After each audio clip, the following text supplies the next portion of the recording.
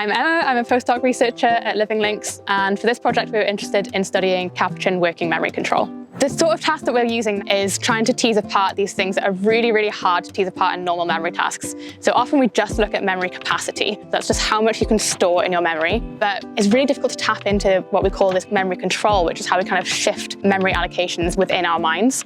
So we used this big colourful grid box, and there were lots of different locations that we could hide food in. And they were covered by these colourful flaps, and the monkeys could reach into these flaps to search for different food locations. We have what we call our cued trials and our neutral trials. So right at the start of a trial, I would unblock 2 rows.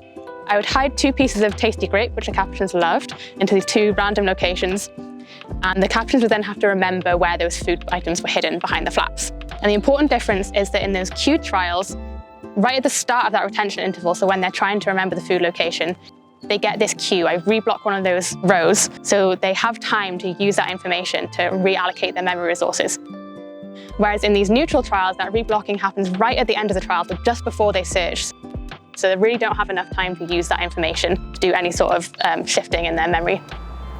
If we see that the capuchins can use these cues, it means that they can really focus on what they remember, even when that information is gone from the view, which is just what we do, and this helps them to make the most out of their memories, which, like ours, are quite limited.